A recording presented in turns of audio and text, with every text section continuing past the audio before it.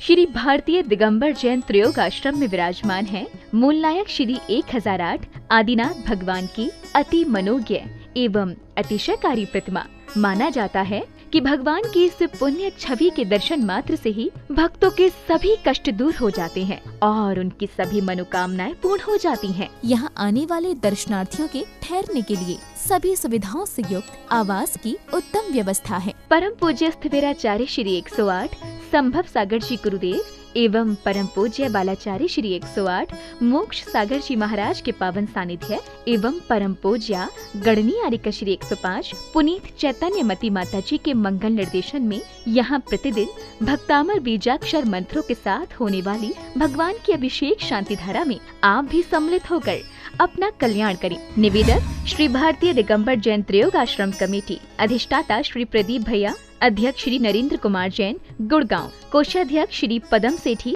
ठाणे मुंबई। क्लीं क्लीं ऐं मरं वं मं हम शम तम पम वं वं मं मं हम मं शम शम तम तम पम पम जम जम जीम दीम शीम शीम द्राम द्राम दीम दीम द्रावदा नमते भक्ते श्रीमते पवित्रता चतुष्कोणे सुधारा चतुष्गति निवारणं कुरु कुरु स्वाहा। ओम ह्रीं श्रीं क्लीं ऐं मरं वं मं हम शम तम पम वं वं मं मं हम मं शम शम तम तम पम पम जम जम जीम दीम शीम शीम द्राम द्राम दीम दीम द्रावय द्रावय नमते भगवते श्रीमते। ओम ह्रीं क्रों ओम अस्माकं शांतिधारा देखने वाले करने वाले सर्व भक्त जनान मुनि आरिका श्रावक चतुर्थ संघर्ष मम पापम खंडे खंडे जय जय द द पच पच पाचे पाचे। ओम नमः रंजान ज्वीं क्षीं हम सम जम वपः क्षां क्षीं शूं क्षीं शं शं श श्रीं ह्रां ह्रीं ह्रूं ह्रीं ह्रीं ह्रं ह्रं ह्रा द्रां द्रीं द्रावय द्रावय नमरते भगवते श्रीमते ठ ठ। अस्माकं श्रीरस्तु वृद्धिरस्तु तुष्टिरस्तु पुष्टिरस्तु शांतिरस्तु कांतिरस्तु कल्याणमस्तु स्वाहा। एवं अस्माकं कार्यसिद्धितं सर्वविघ्न निवारणं श्रीमद्भगवतरथ सर्वज्ञ परमेश्वरी परम पवित्राय नमो नमः। अस्माकं श्री शांति भट्टारक पाद पद्म प्रसादात् सद्धर्म श्री बलायु आरोग्य ईश्वर अभिवृद्धिरस्तु सद्धर्म शिष्य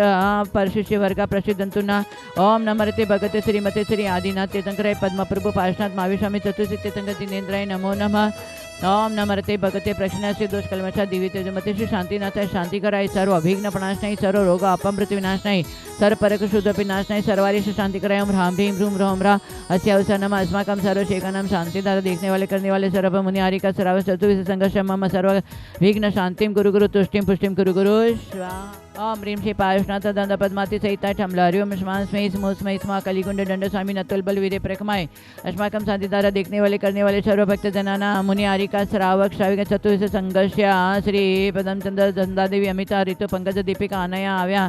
सिद्धा आणि आराम सोगानी सवाई माधवपुर सुरज्ञानी कमलादेवी अविनाश नीतू सुमित सोनिया अवनी अक्षत हर्षिता हर्षा नवदा बाकलीवाला टोक सपरिवार सुनील बॉबी विनय पाटनी डीमापुर सपर उमरा देवी धनेश प्रतीका हितार्थ पाटनी डीमापुर प्रीति जितेंद्र शोगानी सपरिवार पवन कुमार शुभम रेणी प्रवर्षा प्रियंका कासिलीवाला हावड़ा सपरिवश प्रदीप आकांक्ष दीपा मोनिका नीलम असाध्य रोग शांतितम जुहियाय सर असाध्य रोग शांतितम जुहियाय सर पूर्ण विघ्नोपद शांतितम ईशान्याय सर विघ्नोपद शांतितम सर्व भारतीय सर विघ्नोपद शांतितम सर्व कार्य सिद्धितम भारतीय सर शीघ्र शीघ्र आरोग्य कमल टोगिया टोंगिया सपरिवार विघ्नोपद शांतिता कमल टोंगिया सर विघ्नोपद शांतितम सर्व सार शांत्यतम सरिता सल सर कुसुम किरण सपरिवार विघ्नोपद शांतितम शांति कुमार सर विघ्नोपद शांतितम आयुष सर विघ्नोपद शांतितम हीरा आनंद सपरिवार सर विघ्नोपद शांति निकल के सोमेश सपरिवार सर्व शांतिम गुरु गुरु सर्व पदम दंड सर विघ्नोपद शांतितम सर्व कार्य सिद्ध्यतम सर्व विघ्न रेणुका सपरिवार सर विघ्नोपद शांतितम संगीता सुशील सर विघ्नोपद सरिता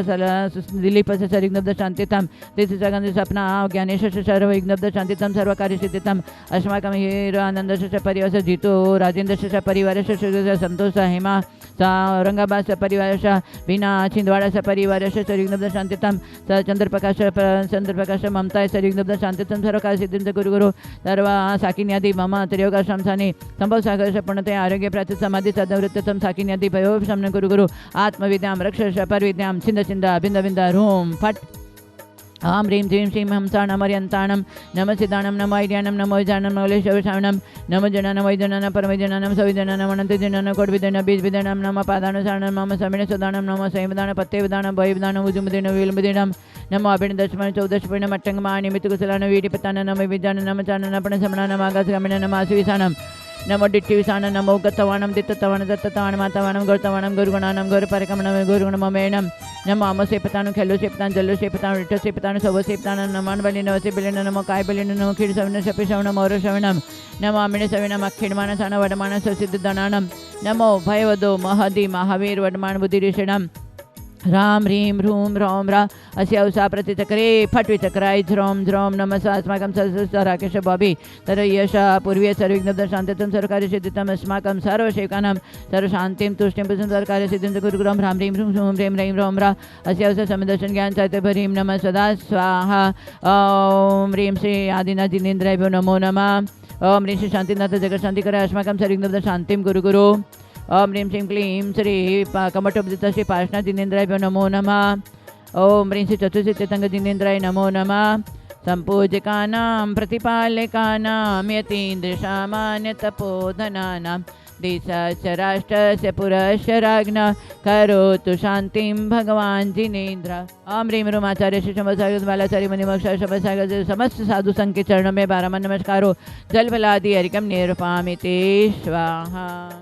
नीतिकार ने कहा है विद्या ददाति विनयम विनयद्याति पात्रताम पात्रता धन मापनोति धना धर्म ततः सुखम। बहुत अच्छी बात बताई है कि विद्या धना ददाति विनयम, विद्या ज्ञान यदि सही ज्ञान है तो उसको विनय अपने आप ही गुण आ जाता है और जहाँ विनय आ जाता है तो वहाँ पात्रता पक जाती है, पात्रता आ जाती है और पात्रता है तो धन भी आ सकता है और धन है वो धन धर्म के लिए सुखकारी माना जाता है गृहस्थियों के लिए, क्योंकि धन के बिना हम दान पूजा आदि नहीं कर सकते हैं। इसलिए सबसे पहले तो विनय हमारा हो तो विद्या हमारी कार्यकारी हो सकती है, उससे हमें पात्रता आती है, पात्रता से धन मिलता है, धन से हम दान पूजा करके धर्म व्यवहार धर्म को कर सकते हैं। पर आचार्य कहते हैं कि धन तभी सार्थक हो सकता है हमारे साथ में जब धर्म हो। धन के साथ में यदि धर्म है तो वो धन सार्थक है, नहीं तो बहुत सारे धनवान लोग हैं और यदि धर्म की रुचि नहीं है, धर्म साथ में नहीं है तो वो धन कोई कार्यकारी नहीं है, वो धन आगे निर्धनता में बदलाव लाएगा। इसलिए धन यदि हमारा सार्थक कब होगा जब धर्म साथ में है। और आचार्य कहते हैं सुंदरता तभी सार्थक होती है कि हमारे जीवन में विनय और चारित्र हो तो हमारी सुंदरता सार्थक है। केवल शरीर से सुंदर है और भावों में सुंदरता नहीं है, चारित्र नहीं है, विनय नहीं है तो बाहर की सुंदरता कोई कार्यकारी नहीं है। रूपवान तो बहुत हैं परंतु वो रूप कोई कार्यकारी नहीं है जब तक हमने अपने स्वरूप को नहीं जान सकते तब तक। और आचार्य कहते हैं संपत्ति तभी सार्थक हो सकती है कि हमारा स्वास्थ्य, यदि हमारा स्वास्थ्य सही है तो वो संपत्ति आपकी जो भी है वो कार्यकारी हो सकती है। स्वास्थ्य यदि अच्छा नहीं है, आप निरोगी नहीं है, रोगी हैं, तो आपके पास में बहुत वैभव संपत्ति है वो आपके लिए कोई कार्यकारी नहीं है, आपको कुछ भी रुचिकर नहीं लगेगा। इसलिए सबसे बड़ा आरोग्य होना चाहिए। इसे और आगे कहते हैं कि भगवान के मंदिर में जाना तब सार्थक हो सकता है जब हमारे भाव हो, शुद्ध भाव हो, शुभ भाव हो तो मंदिर में जाना सार्थक हो सकता है। तो मंदिर जाते और मोटा मोटा तिलक लगाएं और भाव नहीं है लोगों को दिखाने के लिए यदि हम मंदिर में जाते हैं और यदि अंदर से भाव नहीं है, भगवान बनने की भावना नहीं है, धर्म ध्यान करने की भावना नहीं है तो हमारा मंदिर में जाना भी कोई कार्यकारी नहीं होता है, सार्थक नहीं हो सकता है। आचार्य ने बहुत एक दूसरे के सहयोग से हमें जो बात बताई है तो हमें उस हिसाब से गृहस्थी है तो क्या हुआ, गृहस्थी है तो धन चाहिए तो धन के साथ में धर्म भी होना चाहिए।